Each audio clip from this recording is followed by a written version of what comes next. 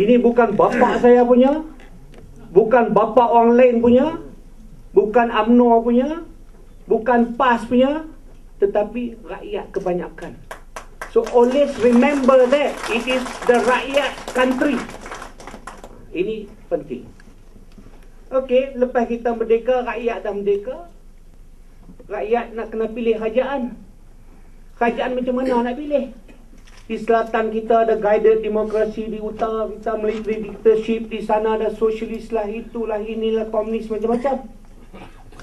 Maka pimpinan kita almarhum Bapa Malaysia Tun Razak, Tun Tiam Ching Lock, Tun Sambandan, the people's leaders,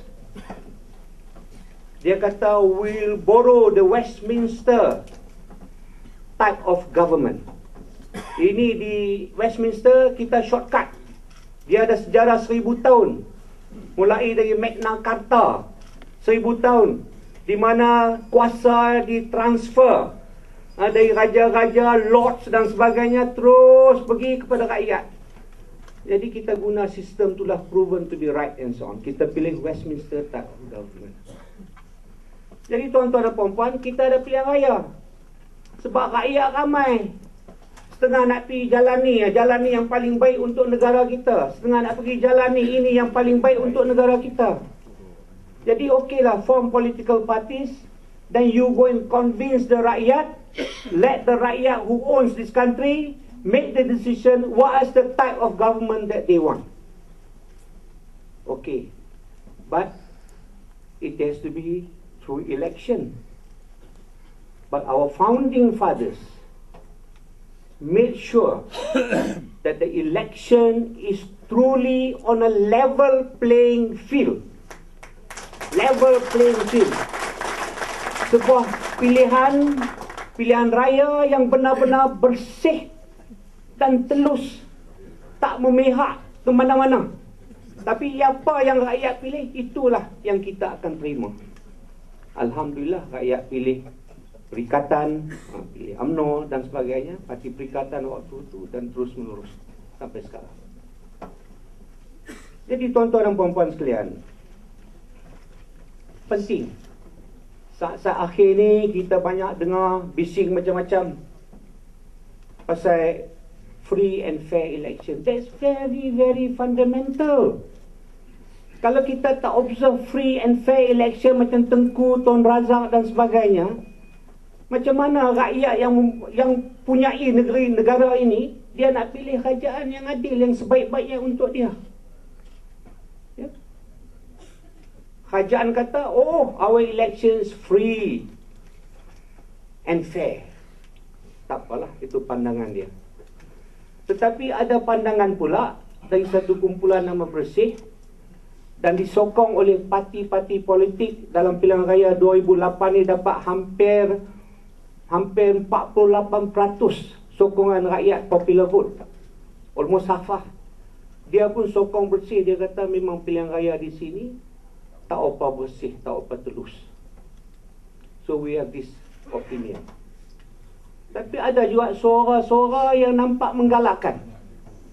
Ada cadangan, okeylah, kalau macam tu, why not Suruhanjaya pilihan raya ini kita ada wakil-wakil parti pembangkang duduk di sana dan sama-sama kita pilih satu sistem yang betul-betul baik untuk pilihan raya. Alhamdulillah, dia dapat sokongan dari Menteri di Jabatan Perdana Menteri, Datuk Seri Nazri. Dia kata itu idea yang bagus, terserah kepada Suruhanjaya SPR untuk buat cadangan kat Parlimen. Kita boleh pindah Parlimen, tambah ahli-ahli SPR, dan boleh lantik wakil-wakil dari opposition pun duduk dalam tu. Kalau dah betul kerajaan kata bersih dan telus, kita ni pilihan raya apa nak takut kalau wakil opposition kan Nazri kata tu. Jadi saya harap SPR terimalah cabaran ni, cadangan ini, pindah perlembagaan, get the opposition also to be on Suruhanjaya pilihan raya. Selesai masalah. Ada juga seorang lagi menteri, timbalan menteri, Saifuddin nama dia. Alhamdulillah, dia pun kata, the way we are dealing with bersih tak begitu betul, dia kata. Why can't we engage them?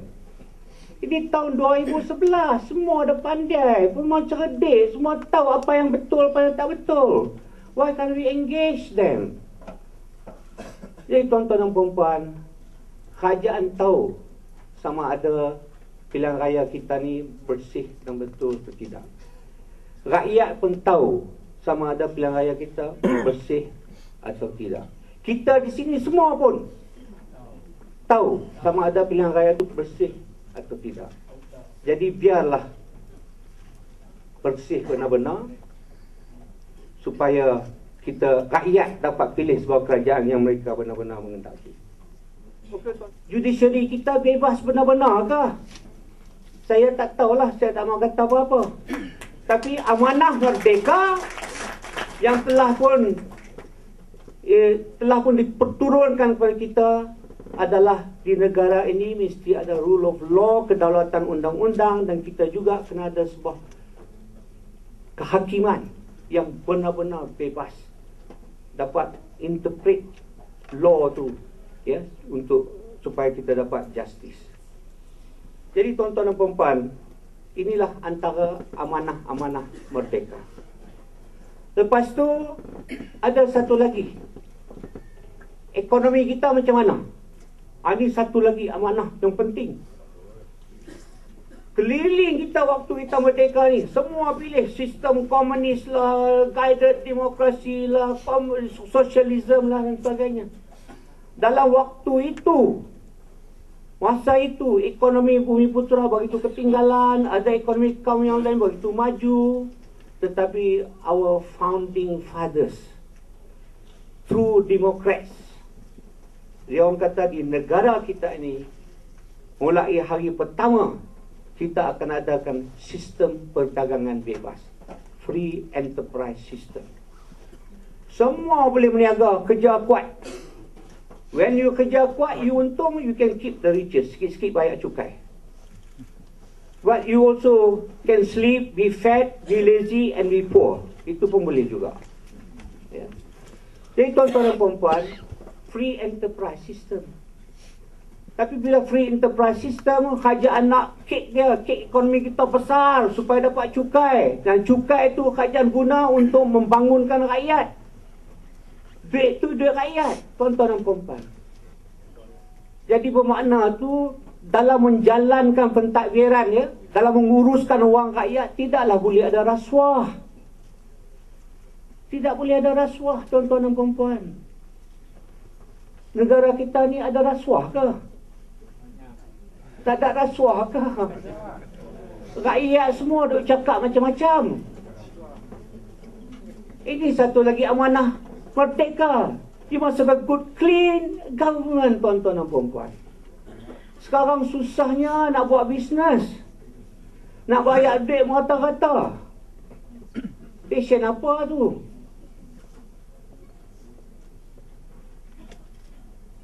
Ada satu projek misalnya, suddenly dia timbul.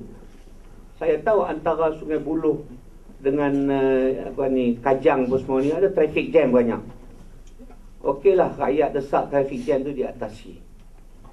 Kita boleh buat 5-6 viaduct misalnya, flyover mungkin 2 bilion dan sebagainya. Selesai masalah tu, sebab kita ada priority lain. Tapi timbul satu projek 37 bilion nak habis dalam masa 5 tahun untuk mengatasi traffic jam. Tak 2 bulan lepas tu jadi 50 bilion. Lepas tu percayalah, ni belum ada VO, belum lagi acquire tanah dan sebagainya, mungkin jadi 70 bilion dan sebagainya. Jadi kontrak tu bagi direct nego. Direct nego. Saya ni bab ni saya tidak tak lena. Banyak lama dah saya tak lena. You know, besar sangat.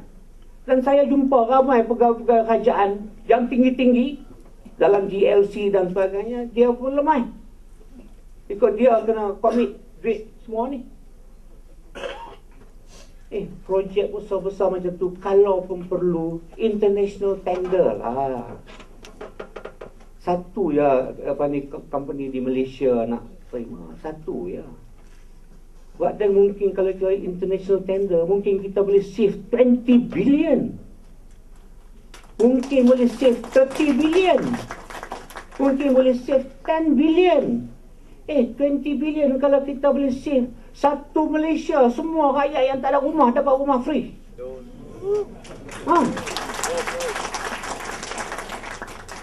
The money is too big. Nampak gaya sekarang ni, million-million dia tak main dah. Million-million ni peanut. Billion-billion. Tak boleh lah kami atas ni tak boleh terima abang. Tu tengku tu razak dalam kubur pun dia tak senang. These are big, tuan-tuan dan puan-puan. We cannot sleep. We cannot sleep. I'm happy that the government also is making a lot of announcement against corruption. Alhamdulillah. Tapi do it properly.